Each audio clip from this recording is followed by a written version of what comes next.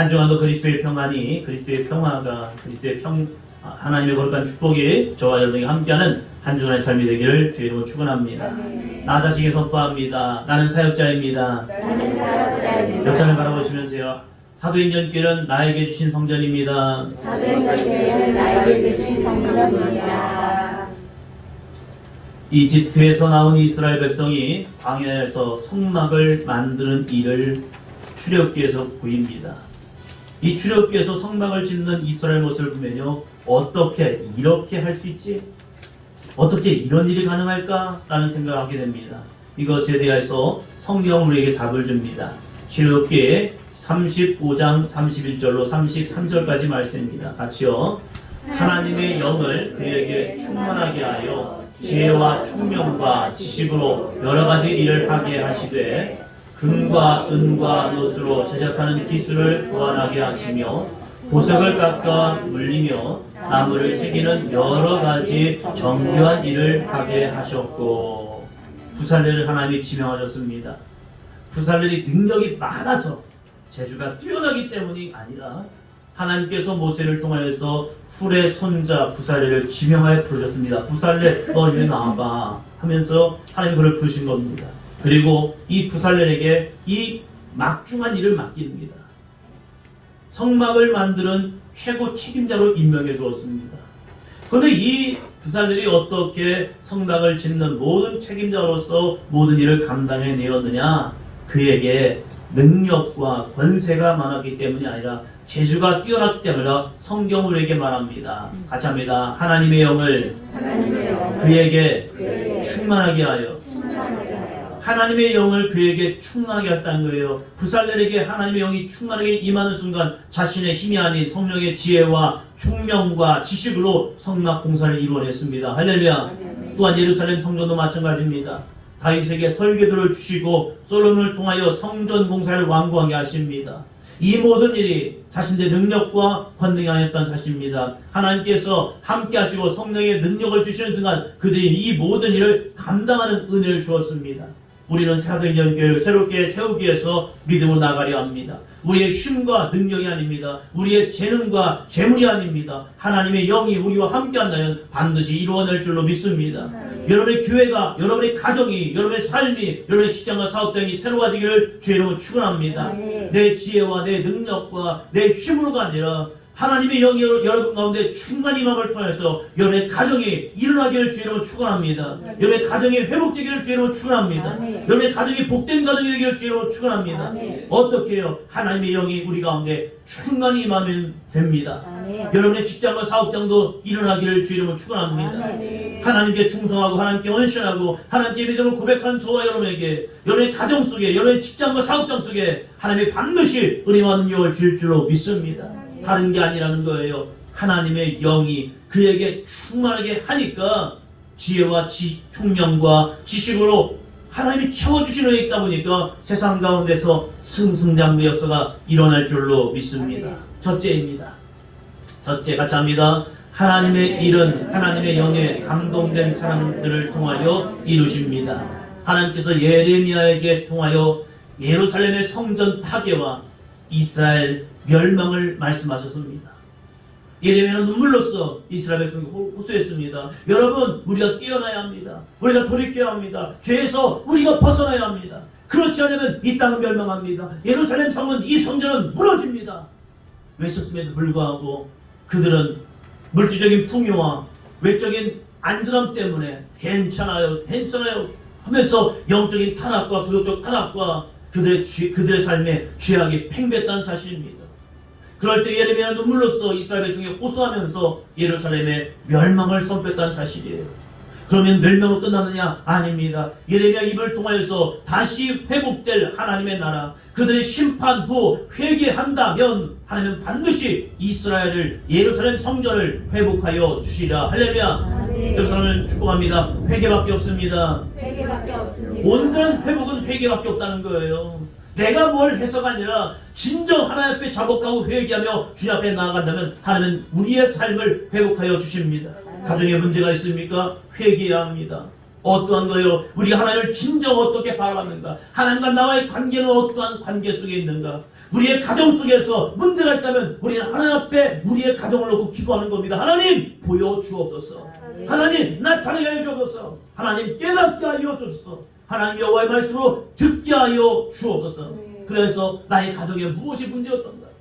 여러분의 자녀 속에 문제가 생깁니까? 그 문제 속에서 우리는 주님 앞에 나아가야 합니다. 여러분이 먼저 여러분의 자녀들을 놓고 하나님께 기도하는 겁니다. 하나님, 우리 누구 자녀가 이러한 문제 속에 있습니다. 이러한 아픔 속에 있습니다. 이러한 실패 속에 있습니다. 주여 알게 하여 주옵소서. 먼저 회개하며 기도하는 거죠.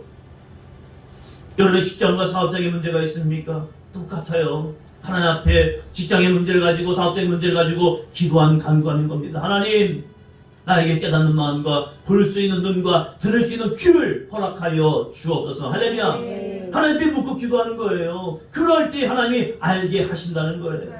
이스라엘의 회복은요, 회개한 후에 하나님께서 반드시 그들을 회복하여 주신다는 겁니다. 이 말씀을 듣고 포로기 시대에 영적으로 깨어나서 회개하는 신령들이 일어나는 겁니다. 하나님 앞에 기도하며 간구하며 이스라엘의 회복을 꿈꾸며 나아가는 겁니다. 하나님의 말씀이 이루어지는 것, 예레미야를 통해서 하나님의 말씀이 이루어진 것은 우연이 된 게 아니라는 겁니다. 그냥 어느 날 갑자기 일어난 것이 아니라는 사실이에요. 한 번 더 합니다. 하나님의 약속을 믿고 성취됨을 준비한 사람들, 능력이 아니라는 거예요. 성경 우리에게 말합니다. 한 번 더 합니다. 믿음입니다. 어떠한 믿음이요? 나는 그냥 잘 될 거야. 나는 그냥 일어날 거야. 나는 그냥 성공할 거야. 그런 믿음이요? 아니에요. 성경에서 말하는 믿음이라는 것은요, 한 번 더 합니다. 하나님의 말씀을 믿는 것. 무엇으로요? 나에게 주신 말씀으로. 예레미야를 통해 선포된 말씀이 다니엘 시대에 그 다니엘을 통하여 나를 통하여 이루십니다. 할렐루야. 이 믿음을 갖고 나가는 거예요. 하나님의 약속은 그 약속을 믿고 성취됨을 믿고 선포하며 나가는 사람들, 이 믿음의 사람들을 통하여 하나님의 영에 감동된 사람을 통하여 오늘도 이루어진다는 거예요. 1절 봅니다. 바사 왕 고레스 원년에 여호와께서 예레미야의 입을 통하여 하신 말씀을 이루게 하시려고 바사 왕 고레스의 마음을 감동시키심에 그가 온 나라에 공포도 하고 조소도 내려 이르되 바사 왕 고레스는 말하노니 하늘의 하나님 여호와께서 세상 모든 나라를 내게 주셨고 나에게 명령하사 유다 예루살렘의 성전을 건축하라 하셨나니. 유다 예루살렘의 성전을 건축하라. 누가 얘기했어요? 고레스가요. 그러면 고레스는 어떤 사람입니까? 고레스는 하나님을 믿는 사람입니까? 아니에요. 페르시아의 왕이라는 거예요. 페르시아는 이방 나라입니다. 하나님을 알지 못한 나라입니다. 그런데 이 고레스 왕을 통해서 여호와의 성전을 건축하라 라고 명령을 하고 있는 겁니다.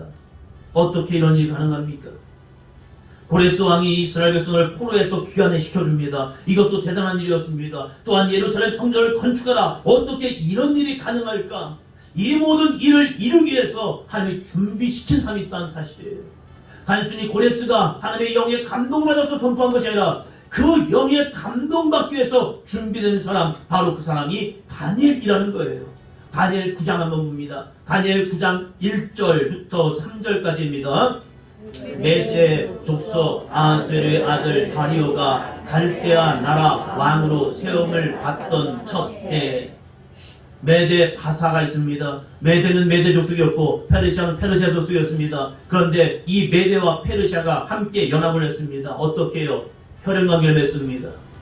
아하수에로가 자신의 딸을 페르시아의 왕비로 준 겁니다. 거기서 태어난 사람이 바로 고레스라는 인물인 거예요. 그러니까 다리오는 그의 외삼촌입니다.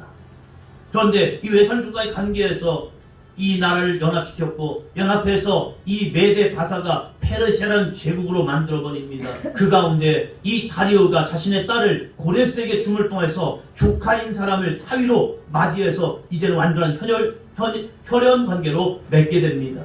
그리고 나서 이제 다리오가 갈대아 나라의 왕으로 세워봤던 것은 메대 족속의 한 왕이 아니라 이제는 갈대아, 모든 바벨론을 통치하던 그 모든 지역의 대제국으로 세워봤던 그때, 이제는 바벨론을 치고 이제 메대 바사가 일어나서 그 나라를 완전히 하나로 만들어버린 겁니다. 이제는 페르시아 제국이 된 거죠.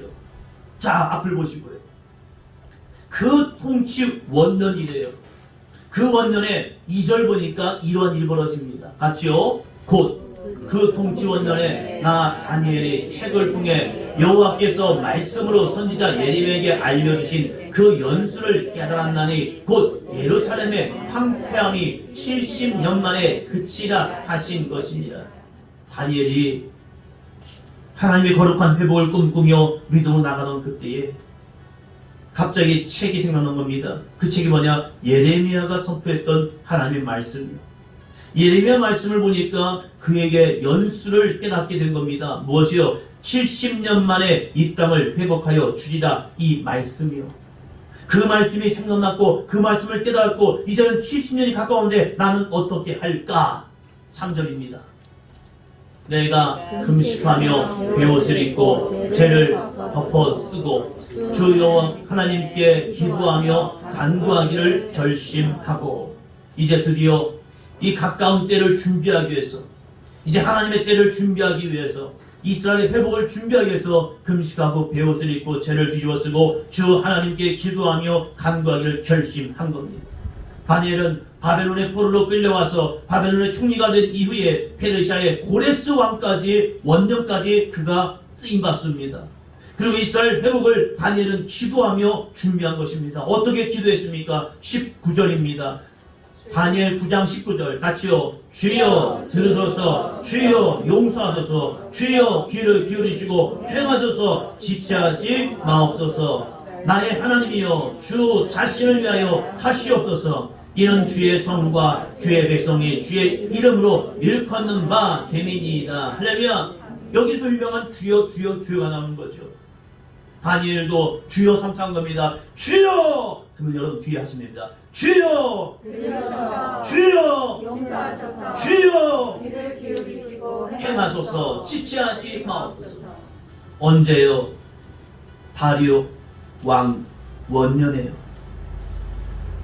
다리오가 바벨론을 치고 대제국의 주인이 되었습니다.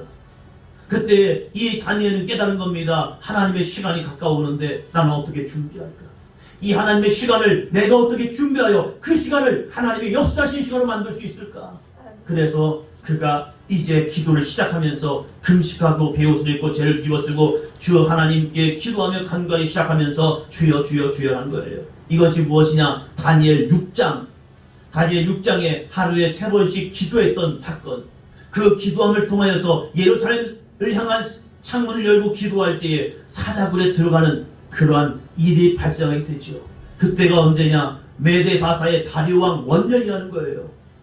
다리오 왕은 이제 메데 바사 페르시아의 왕이었다가 완전한 바벨론 제국의 통치자가 된 겁니다. 이 큰 나라의 주인이 되어버린 거예요. 이 큰 나라의 주인이 되는 순간 그가 이런 생각한 겁니다. 이 나라를 어떻게 다스릴까? 자기는 이 바벨론 대제국의 한 변방에서 왕노릇하던 사람이었는데 그가 대제국의 주인으로 바뀌어버린 거예요. 그 순간 이 나라를 어떻게 통치할까? 이 대제국을 어떻게 통치하는 게 좋을까? 그때에 찾아낸 인물이 바로 다니엘이라는 거예요. 다니엘은 바벨론 시대부터 총리로서 쓰임받았던 사람입니다. 그 사람을 평소에도 보았습니다. 평소에도 다니엘을 볼 때에 그는 신망의 사람이었습니다. 한 변방의 왕으로서 이 다니엘을 볼 때에도 다니엘은 변함이 없는 거예요. 다니엘은 거짓이 없는 거예요. 다니엘에게 무엇을 맡기는지 이 다니엘은 성실하게 모든 일을 감당하는 그 삶이었던 거예요. 왜요? 다 아는 사이거든요. 대제국 바벨론의 같은 신하들로서 한 변방에 있는 왕으로서 다니엘과 친분관계가 다 있단 말이에요. 그 가운데서 이 다리오가 왕이 되어서 나라를 통치할 때 다니엘에게 요구하는 겁니다. 다니엘아, 내가 너를 평소에 볼 때에 너는 믿을 만한 사람이다. 내가 이 대제국의 주인이었지만 이 나라를 어떻게 통치할지 잘 모르겠노라. 83세인 이 다니엘을 다리오 왕이 픽업하는 겁니다. 쓰는 겁니다. 그리고 통치해달랍니다. 그럴 때 주변에 많은 사람들이 그를 대적하는 거죠. 그래서 그를 어떻게 흠을 잡을까? 그런데 그가 하는 모든 일에는 흠이 없는 겁니다. 한 가지, 그가 여호와를 섬기는 믿음. 그 믿음을 갖기 위해서 다리오가 이제는 왕이 됐잖아요. 대제국의 주인이 되었잖아요. 그럴 때 이 간신들이 뭘 만들어냅니까? 왕이지요. 우리가 30일 동안 왕에게만 기도하고 다른 어떠한 신에게든지 누구에게 기도하면 그 사람을 사자굴에 집어넣읍시다. 다리오 왕이 우쭐했겠죠. 왜요? 자기는 변방의 한 나라의 왕이었던 그가 대제국의 주인이 되는 순간 마음이 우쭐해진 겁니다. 그럴 때 자신도 모르게 조서에 도장을 찍어버린 거죠. 그 찍고 난 이후에 보니까 아차! 다니엘이 있던 거예요. 다니엘이 있던 거예요. 그 다니엘을 사자굴에 집어넣지 말아야 하는데 조서를 내렸기 때문에 어쩔 수 없이 다니엘을 집어넣지요. 다음 날이 되어서 하나님의 사람 다니엘아, 너 지금 안전하냐? 하나님 너를 보호하셨느냐? 여호와께서 너를 보호하셨느냐? 찾아가서 그를 데려오는 거죠. 왜요? 그 정도 관계가 되는 거예요. 그리고 나서 이 다리오 왕이 2년 만에 죽습니다. 왜요? 그의 나이도 많았거든요. 그러고 나서 그의 사위이며 조카였던 고레스가 2년 만에 이제 진짜 페르시아의 대제국의 주인이 되어버린 겁니다. 그 제국의 주인이 되어서 그는 나아갑니다. 그럴 때에 그러기 전에 이 다니엘은 이사야 45장의 말씀을 가지고 고레스에게 나아갔을 겁니다. 왜요? 고레스라는 이름을 듣는 순간 다니엘도 깜짝 놀란 겁니다. 왜요? 이사야 45장 말씀입니다. 이사야 45장 1절, 4절, 13절. 먼저 1절 봅니다. 같이 합니다. 시작. 여호와께서 그의 기름 부음을 받은 고레스에게 이같이 말씀하시되 내가 그의 오른손을 붙들고 그 앞에 열국을 항복하게 하며 내가 왕들의 허리를 풀어 그 앞에 문들을 열고 성문들이 닫지 못하게 하리라. 이사야 45장 1절 보니까 여호와께서 그의 기름 부음을 받은 고레스에게 라고 말하는 거예요. 이 말씀이 언제였느냐? 고레스가 태어나기 전 150년 전 일입니다. 어떻게 이런 일이 가능합니까? 모르겠어요. 그런데 하나님은 그에게 말씀하셨습니다. 이사야에게 150년 전에 이 땅에 온 땅의 주인이 될 고레스가 나올 것이다. 그 고레스는 그냥 그가 아니라 하나님의 기름 부음 받은 자다. 하나님이 그를 세웠다는 거예요. 하나님이 그를 세워서 열국의 주인으로 만들어 주겠다는 겁니다. 왜요? 한 가지 때문에. 4절입니다. 4절. 내가 나의 종 야곱, 내가 택한 자 이스라엘 곧 너를 위하여 내 이름을 불러 너는 나를 알지 못했을지라도 내게 칭호를 주었노라. 너는 나를 알지 못하였을지라도 고레스는 여호와를 알지 못하였을지라도 고레스 내게 칭호를 주었노라. 누가요? 하나님께서 그에게 칭호를 줬다는 거예요. 이 다니엘이 이사야 말씀이 생각나는 순간 고레스란 이름을 바라보는 순간 와, 이게 웬일이냐? 이거구나. 하나님의 시간 속에 하나님의 영광을 위하여 하나님이 준비된 사람이 있구나. 그 사람이 믿음이 없지만 하나님은 그를 고레스처럼 쓰실 것이다. 메대 바사 왕국이 바벨론을 칠 수 있었던 것은 다리오 왕이 뛰어나기 때문이 아니었습니다. 바로 고레스의 뛰어난 때문이었습니다. 그런데 고레스가 왜 다리오 자신의 외삼촌이자 장인이었던 그 사람을 왕으로 세웠느냐? 메대 제국을 품기 위해서였습니다. 자신이 스스로 왕이 될 수 있음에도 불구하고 먼저 메대 제국을 품기 위해서 함께 연합하기 위해서 메대의 왕이었던 자신의 외삼촌 장인이었던 다리오를 먼저 왕으로 세워준 거예요. 그리고 그가 죽자 그가 이제 드디어 2인자에서 1인자로 올라서면서 실질적인 페르시아의 주인이 된 겁니다.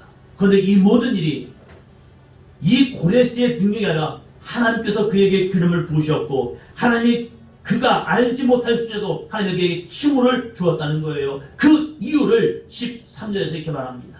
같이요. 내가 공의로 그를 일으킨지라 그의 모든 길을 곧게 하리니 그가 나의 성읍을 건축할 것이며 사로잡힌 내 백성을 값이나 가품이 없이 놓으리라. 만군의 여호와의 말이니라 하셨느니라. 에스라 1장을 보면 이해가 되는 거죠. 왜 고레스가 하나님의 감동을 받아서 이스라엘 백성들을 포로해서 값없이 귀환시켜주고 여호와의 성전을 줘라 했던 이유가 무엇이냐? 바로 150년 전 이사야를 통하여서 하나님이 미리 예고하신, 선포하신, 예언하신 말씀을 이루시고 계시다는 거예요. 그런데 이것을 어떻게 이루었냐? 하나님의 감동을 받았던 다니엘이 고레스에게 선포한 거예요. 고레스 왕이여, 당신은 이 대제국의 주인이 될 겁니다. 당신은 바벨론을 치고 당신은 이 온 나라의 주인이 될 것입니다. 그런데 주인이 되는 이유는 당신이 뛰어나기 때문이 아닙니다. 이사야 말씀을 보니까 150년 전 우리의 선지자 이사야를 통하여 하나님이 하신 말씀이니까 하나님께서 당신에게 기름을 부었답니다. 그리고 하나님이 당신은 하나님을 알지 못하지만 하나님은 당신의 이름 속을, 당신의 이름을 기억하시고 칭호를 주었고, 하나님이 그 거룩한 칭호를 주고 주인을 삼은 이유가 무엇이냐? 그가 나의 성읍을 건축할 것이며 사로잡힌 내 백성을 값이나 가품이 없이 놓기 위해서입니다. 할렐루야. 이것을 다니엘은 고레스를 만나는 순간, 그 고레스라는 인물이라는 것을 깨닫는 순간 그에게 선포했을 겁니다. 그리고 드디어 그가 대제국의 주인이 되었습니다. 다니엘이 그와 함께하고 있습니다. 그럴 때 다니엘이 그때 선포했던 그 말이 자기는 생각난 거죠. 그 생각난 하나님의 감동을 통해서 드디어 이 고레스가 이스라엘 백성을 향하여 선포했던 겁니다. 포로 귀환과 예루살렘 성전 제물을 명령한 겁니다. 여러분이 현재 걷고 있는 이 길이 우연인 것 같습니까? 아닙니다. 한번 더 합니다. 하나님께서 하시는 일입니다. 하나님께서 하시는 일이라는 거예요. 하나님께서는 하나님의 영으로 감동받은 사람을 통하여 오늘도 일하시고 계십니다. 하나님, 우리 사도행전교회를 통하여 명령합니다. 여러분의 가정과 식장과 사업장을 통하여 명령합니다. 그 약속의 말씀을 믿음으로 받으시고 여호와의 이름을 통하여 함께 축복하며 함께 믿음으로 선포하는 저와 여러분이 되기를 주님으로 축원합니다. 말씀을 믿고 나간다면 반드시 하나님의 역사는 이루어질 줄로 믿습니다. 둘째입니다. 둘째, 같이요. 여호와의 성전을 건축하기 위하여 물질도 주십니다. 고레스 왕이 유대인을 귀환시키면서 이 귀환시킨 일들도 아주 큰 일이었습니다. 성전을 짓도록 명령해 주는 것도 상상할 수 없는 일이었습니다. 그런데 거기에 한술 더 합니다. 3절입니다. 3절.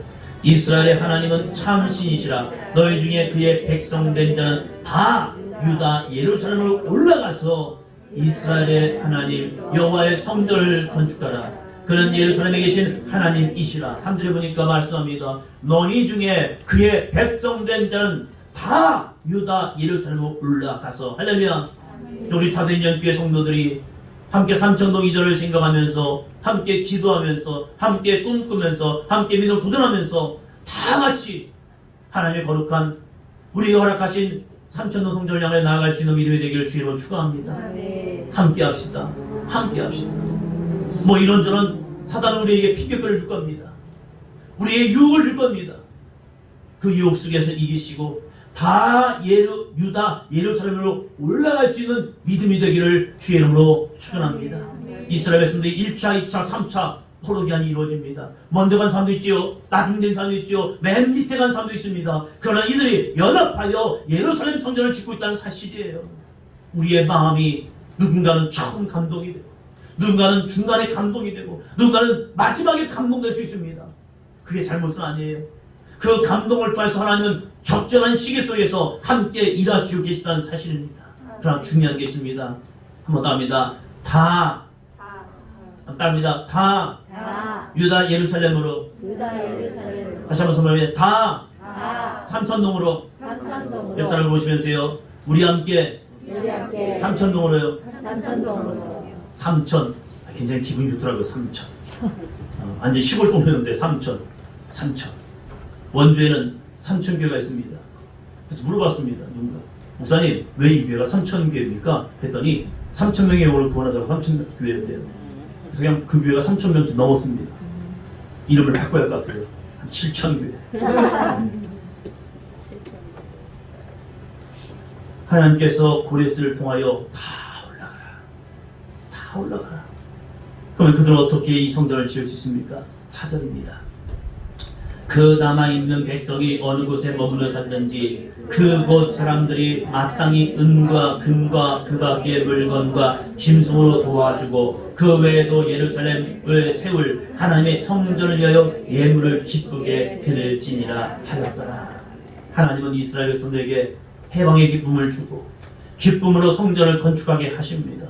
또한 성전을 지을 수 있는 물질도 주십니다. 할렐루야. 성막을 지을 때도 솔로몬 성전을 지을 때도 마찬가지였습니다. 출애굽기 12장 35절로 36절이요. 이스라엘 자손이 모세의 말대로 하여 애굽 사람에게 은금 패물과 의복을 구하매 여호와께서 애굽 사람들에게 이스라엘 백성에게 은혜를 입히게 하사 그들이 구하는 대로 주게 하심으로 그들이 애굽 사람의 물품을 취하였더라. 할렐루야. 사무엘하 8장 11절로 12절입니다. 다윗 왕이 그것도 여호와께 드리되 그가 정복한 모든 나라에서 얻은 은금 곧 아람과 모압과 암몬 자손과 블레셋 사람과 아말렉에게서 얻은 것들과 소바왕 르흡의 아들 하닷 에셀에게서 노력한 것과 같이 드리니라. 할렐루야. 하나님께서 성막을 지을 때는 애굽 사람들에게 은금 패물을 요구할 때 그들이 주었다는 사실이에요. 다윗이 성전을 건축하기 위해서 하나님께서 모든 대적들을 정복하게 하시고 나서 그 정복한 재물을 가지고 여호와의 성전을 지을 수 있는 귀한 틀을 마련했다는 사실입니다. 저는 사도행전교회가 성전이 저 우리에게 버거운 짐일 수 있지만 우리가 믿음으로 감당할 때에 여러분의 직장과 사업장에 하나님이 채워주시며 써있기를 주의 이름으로 축원합니다. 넉넉히 풍성하게 부어주시는 은혜가 있기를 주의 이름으로 축원합니다. 여러분의 자녀들이 잘 되기를 주의 이름으로 축원합니다. 여러분의 가정이 잘 되기를 주의 이름으로 축복합니다. 그래서 하나님이 하셨습니다. 하나님 우리에게 물질을 주셨습니다. 하나님 우리에게 은혜를 주셨습니다. 하나님이 넉넉히 채워주셨습니다. 할렐루야.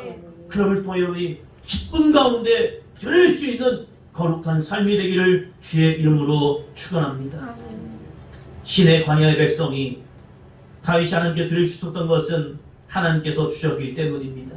이집트 사람을 통하여 주셨고 다윗이 어디 가든지 이기하심을 통하여 많은 주셨습니다. 70년 포로 생활을 하고 예루살렘으로 돌아가는 사람들이 무엇이 얼마나 있겠습니까? 자기는 70년 동안 포로 생활하다 돌아간 겁니다. 그런데 하나님께서 고레스 왕의 마음을 감동시켜서 성전을 위하여 예물을 기쁘게 드릴 수 있게 하였고 페르시아 사람들의 마음도 감동시켜서 주었고 유다인들의 마음을 감동시켜서 함께 성전 재건을 이루게 하셨습니다. 할렐루야. 모든 것이 연합하여 이루게 하셨다는 사실이에요. 우리 사도행전교회가 우리가 믿음으로 기도하고 간구할 때 하나님께서 우리에게 돕는 자를 허락하여 주시고 우리의 산업과 우리의 직장과 사업장을 축복하는 하나님의 은혜를 통하여 감당케 하실 줄로 믿습니다. 그러기 위해서 우리가 함께 기도하는 거죠. 같이 한번 읽어보겠습니다. 여호와의 성전을 건축하는 것은 하나님의 인도하심과 섭리였습니다. 하나님의 영으로 감동된 사람들이 준비한 결과입니다. 고레스 왕 같은 돕는 자를 주신 하나님의 은혜였습니다. 백성들의 거룩한 순종과 헌신이었습니다. 할렐루야. 한 사람만이 아닙니다. 그 고레스 왕을 감동시키기 위해서 하나님은 다니엘을 쓰셨고요. 하나님의 감동의 사람을 준비하셨고 고레스 왕 같은 돕는 자를 하나님이 은혜로서 함께하게 하셨고 백성들의 거룩한 순종과 헌신의 삶이 있었다는 거예요. 그냥 되겠지? 아니요. 성도들의 눈물의 기도와 거룩한 헌신과 거룩한 믿음의 순종이 하나님의 거룩한 성전 재건을 이루는 은혜가 주어졌습니다. 여러분, 속회에서 공적인 교회 모임에서 또한 여러분의 삶의 자리에서 하루 3번씩 기도하시기 바랍니다. 어떠한 기도요? 같이 한번 읽겠습니다. 하루 3번씩 기도하는 것입니다. 온 성도에게 성전 이전의 기쁜 마음을 달라고 기도하는 것입니다. 빛없이 성전 이전을 이루어달라고 기도하는 것입니다. 성전 이전을 통하여 성도님들의 직장과 사업장, 가정이 복을 받기를 기도하는 것입니다. 할렐루야. 그래서 여러분 나눠드린 그 자료들이 있잖아요. 핸드폰에다가 놓으시고 깜빡이 꺼냈나 그러지 마시고 핸드폰을 볼 때마다 수시로 선포하며 기도하는 겁니다. 할렐루야. 사도행전교회 하루 3번 기도. 이 기도 제목을 우리가 믿음으로 감당할 때 첫 번째는 저와 여러분 나 자신에게 믿음을 줄 줄로 믿습니다. 그 믿음으로 우리는 하나님께 간구할 줄로 믿습니다. 그 간구의 기도가 하나님께 차고 넘치는 순간 하나님은 반드시 우리를 통하여 이루어 줄 줄로 믿습니다. 하나님께서 역사하신 성전 이전이 되고 성전 이전을 통하여 놀라운 하나님의 복이 여러분의 가정, 여러분의 삶, 여러분의 직장과 사업장에 넘치도록 채워 줄 줄로 믿습니다. 같이 한번 읽습니다. 성전 이전을 위하여 기도할 때 주시는 하나님의 마음은 무엇인지 나눠봅시다. 성전 이전을 위하여 하나님께서 나에게 원하시는 것은 무엇일까? 다시 한번 선포하시고 다시 한번 찾고 다시 한번 섭결을 통하여 나누시는 삶이 되기를 주의 이름으로 축원합니다.